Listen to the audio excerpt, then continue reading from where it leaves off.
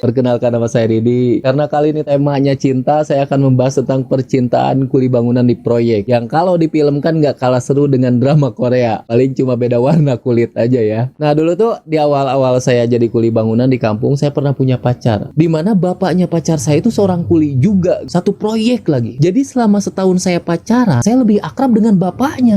Hobi, saya lebih tahu hobi bapaknya. Karakter, lebih kenal karakter bapaknya. Bahkan baju pun saya lebih sering kapelan dengan bapaknya gitu, pakai baju partai. Karena kebetulan kita berdua pendukung Gerindra. Tapi nyebelinnya ya, karena mungkin terlalu akrab, saya tuh kalau datang ke rumahnya nggak pernah diperlakukan seperti layaknya calon menantu gitu. Pasti kalau kesana tuh disuruh-suruh aja. Dan selalu aja ada kebetulan-kebetulan gitu. Kebetulan genteng bocor, kebetulan WC mampet, dan nggak pernah ada kebetulan yang menyenangkan gitu. Ya maksudnya sekali-kali kebetulan rumah sepi. Karena kuli juga pengen gitu romantis-romantisan. Untungnya saya nggak jadi gitu nikah sama dia. Karena kalau jadi nih nggak kebayang nih saya terus punya anak saya udah pasti darahnya darah kuli gitu. Nggak mungkin punya darah seni gitu. Kalaupun punya darah seni, ya paling jadi Jamet Kupro yang joget di TikTok. Tapi jangan dulu ngebahas keluarganya deh. Pesta pernikahannya aja itu udah unik. Karena di kampung saya tuh banyak tuh pesta pernikahan dua keluarga kuli. Jadi anak kuli nikah sama kuli yang bapaknya juga kuli gitu. Itu tamu undangannya kuli semua gitu.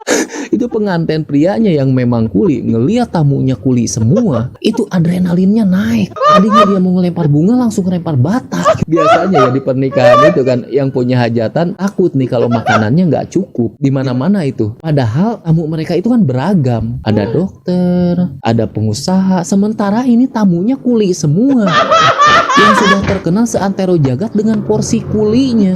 Itu yang punya hajatan udah bukan was-was lagi, tapi udah pasrah gitu. Udah pasti habis.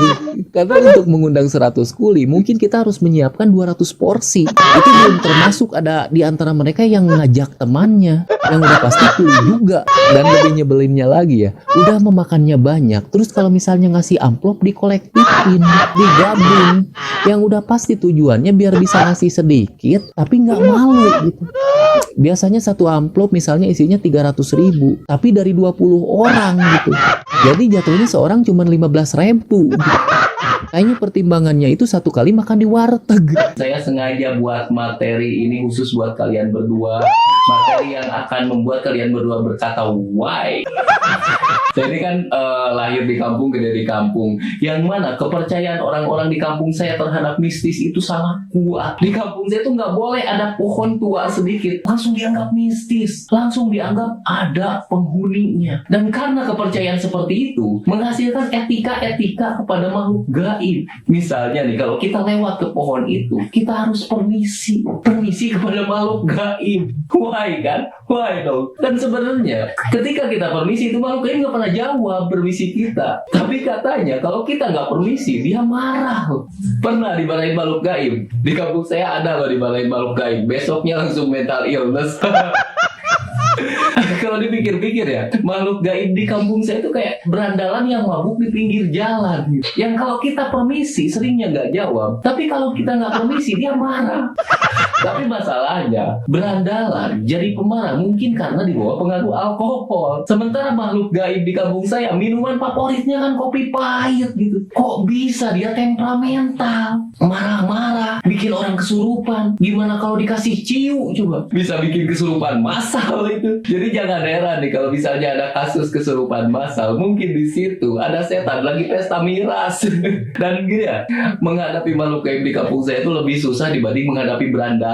Menghadapi berandalan, kalau kita nggak berani, tinggal lari keluar ke rumah, nggak pernah ngejar, nggak bakal ngejar. Sementara makhluk gaib di kampung saya, kalau udah marah, ikut ke rumah loh, nempel, nyebelin kan? Dan yang paling nyebelin, kalau udah ada makhluk gaib ikut ke rumah, pulangnya minta diantar, dipesenin ojek online, nggak mau dia. Mungkin di tengah jalan takut dicegat berandalan. Mending kalau misalnya kita antar itu langsung ke rumahnya, ke pohon itu. Coba kalau di tengah jalan dia minta ke Indomaret dulu. Mana di Indomaret nggak ada kemenyan lagi. Kalau hidup saya ini sebuah pertandingan sepak bola, di menit kedua bapak saya kena kartu merah gitu. Mungkin terlalu kasar mainnya gitu. Dan tidak cukup sampai di situ. Di umur saya 3 tahun nih, belum jauh di umur saya 3 tahun, ibu saya pergi meninggalkan saya. Coba lihat, di menit-menit awal saya sudah kehilangan 2 pemain pilar loh. Akhirnya kedua orang tua saya digantikan oleh pemain cadangan, dan pemain cadangannya itu kakek nenek saya. Coba lihat pemain cadangannya, pemain veteran loh. Yang kena tackle dikit kena tuh asam uratnya.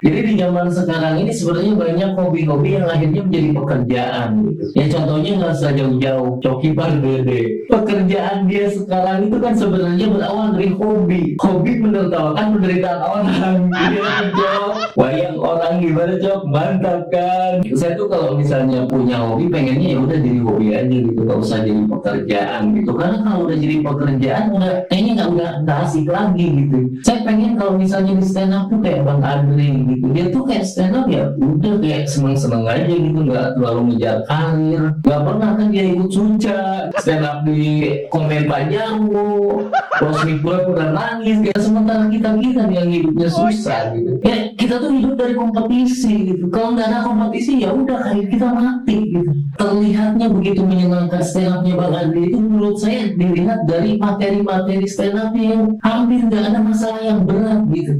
Pernah dia ngomongin stand up tentang bapak-bapak nyiram jalan. Bapak-bapak nyiram jalan loh. Ini buat kita-kita yang hidupnya banyak masalah, melihat bapak-bapak nyiram jalan ya udah gitu. Apa yang harus dimasalahkan gitu? Di jalan kan kita cuma lihat doang Bang. Kita lewat bapak-bapak itu terus kesiram, nggak bakal jadi materi stand up. Ya kalau misalnya baju basah ya tinggal diganti bajunya, bukan nyari lucu gitu. Masalah kita tuh terlalu berat Bang. Kemarin aja nih, minggu kemarin, Obi Suca dia menceritakan tentang mau ditembak tentara, ditembak tentara, Allah. Apa itu bapak-bapak nyiram jalan? Terus ada lagi Herman Jonek, dia menceritakan tentang rumahnya yang mau roboh, dan itu kejadiannya sedang berlangsung, itu bukan masa lalu. Jadi dia itu rumahnya mau roboh, bukannya dibenerin, malah diceritakan di stand up.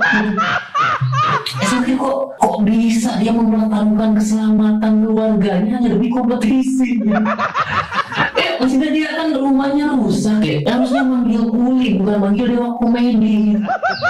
Buat Herman Jonek dia. Nih kita kan semua tahu ya bahwa komedi itu tragedi sama dengan waktu. Nah kalau misalnya tragedinya masih berlangsung, ya harusnya yang dicari solusi bukan komedi.